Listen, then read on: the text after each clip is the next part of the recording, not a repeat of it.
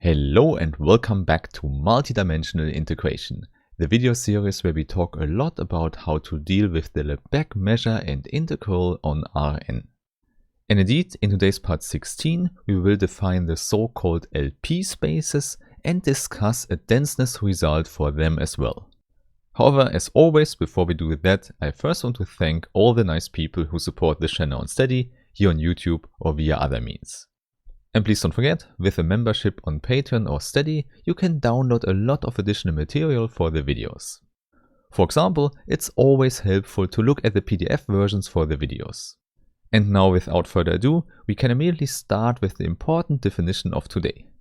The definition is really similar to the definition of the integrable functions from the last video, but here we will fix a real number p. And this one should be just greater than 1 or equal to 1. And then for every such number p, we define a vector space of functions that we call curved LP. And then as always, the functions should be the domain given by Rn and the codomain given by the complex number c.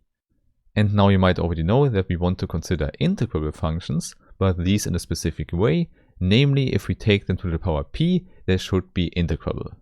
Or more precisely, f in the absolute value to the power p should be in L1.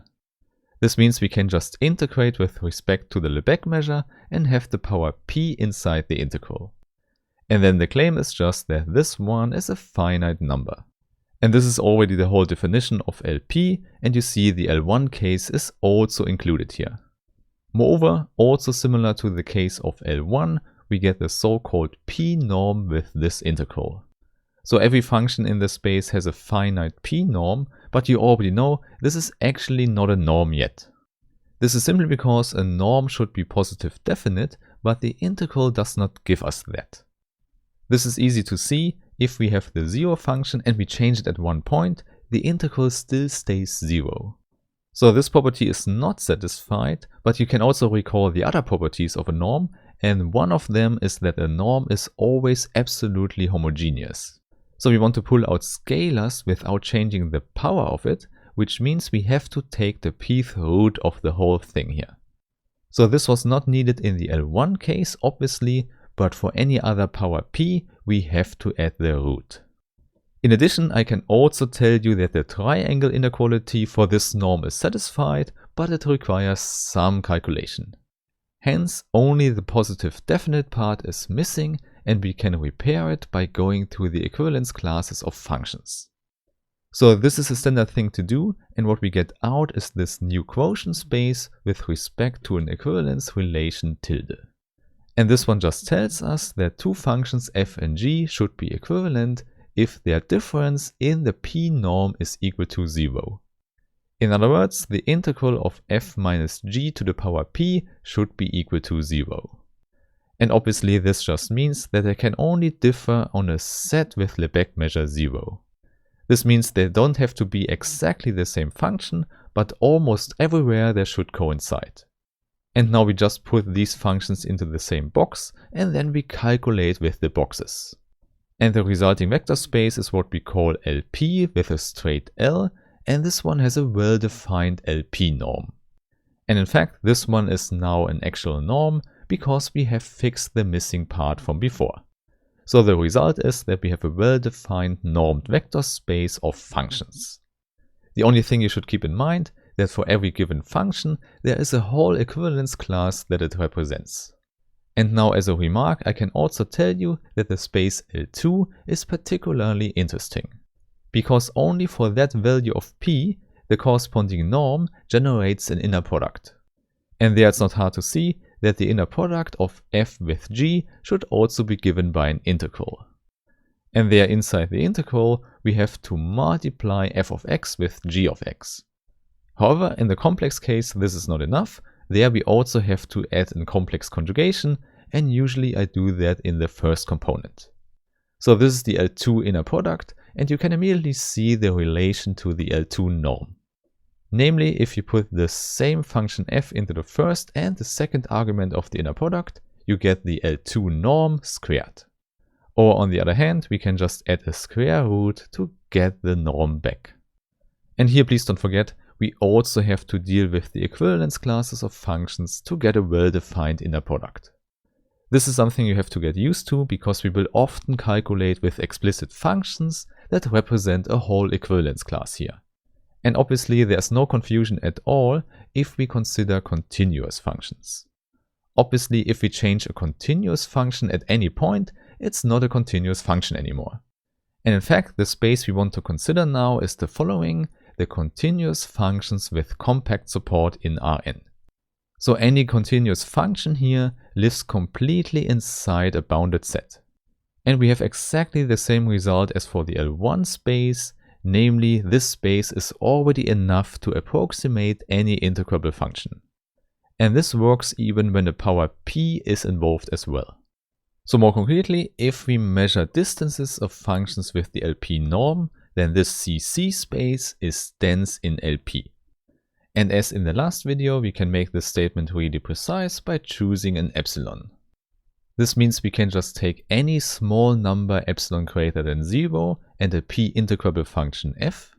And for these two ingredients, we can always find a continuous function g that is close to f. And the closeness just means that f minus g measured with respect to the LP norm is less than epsilon.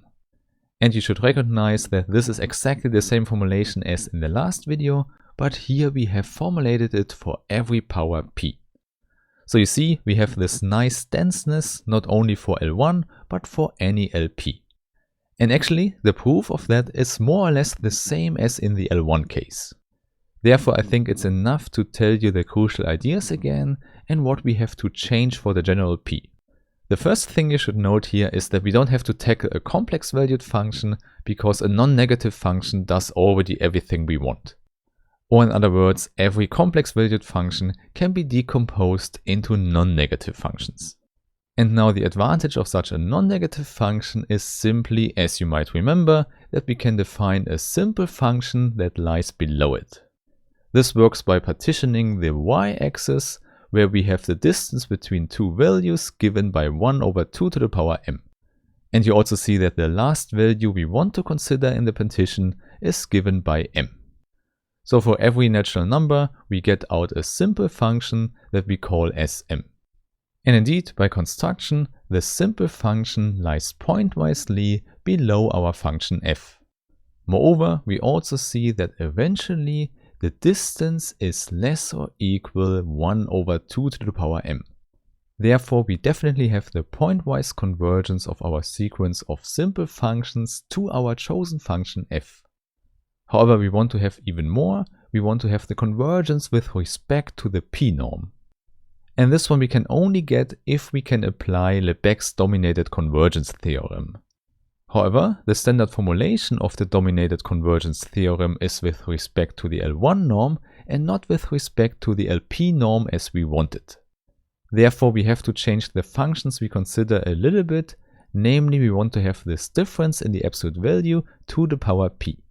So let's simply call it hm and let's see if this one is an integrable function. And indeed, what we can use there is the fact that the pth power defines a convex function. This means there we consider a function with a real variable lambda. And if we send lambda to the power p, what we get is a convex function. And the property convex is quickly explained. You just have to look at the graph of this function. And because it's a power greater than 1, it looks like a parabola. Only in the case p is equal to 1, we would have the straight line. And exactly such a straight line we consider when we talk about a convex function. So convex simply means no matter which secant you put into the picture, the graph of the function lies always below it. More precisely, we have a greater or equal sign here, so equality is allowed. So to make it correct, you would say for any lambda here, you can take the value of the secant and the value of the function, and you have this inequality. Okay, so this is a convex function, and lambda to the power p satisfies it. And now the idea is simply to apply this fact to the middle point between 2 points.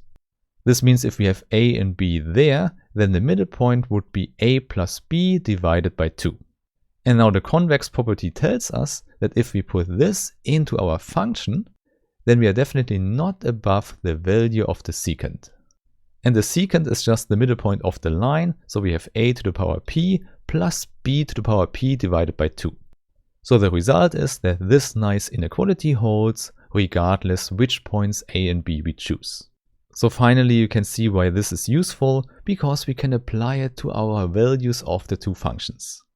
The point is, what we have with hm of x is exactly the right hand side here. So we just have an estimate where 2 to the power p minus 1 comes in, and then on the one hand f of x to the power p, and on the other hand sm of x to the power p. And this is really helpful, because by assumption f to the power p is integrable. And indeed we can simplify the whole thing, because sm always lies below f. So we get a factor 2 which we can put to the front, and we have this nice inequality in the end. And this means we can finally use our dominated convergence theorem, because here on the right we have our integrable majorand. So please recall that we also have this inequality as well, which we can take to the power p, and then you see that we have the pointwise convergence of hm to 0. Therefore all the conditions of Lebesgue's dominated convergence theorem are satisfied. So the conclusion is that hm is integrable for every m, and it also converges in the L1 norm. And since the limit function is the 0 function, we have that the L1 norm of hm goes to 0 as well. And this is really nice, because this L1 norm is exactly the integral we want to have. Namely, just the difference of f with sm to the power p. So you see there's only the pth root missing to get a convergence with respect to the p norm. So in summary, we finally get the approximation with simple functions in the correct norm.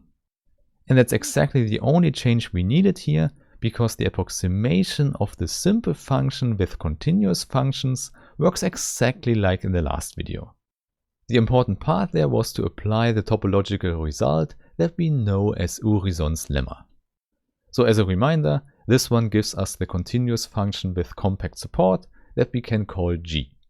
And now we can choose it in such a way that this distance here measured in the p norm is less than epsilon half. And then we just have to combine this with that part and the triangle inequality to get our result. So you see, we definitely want to use the standard properties of a norm. And this finishes the whole proof. We have the denseness result for LP as well. And as I have already told you, this one is really important, and we will definitely use it in future videos. Therefore, I really hope we meet in the next video again, and have a nice day. Bye bye.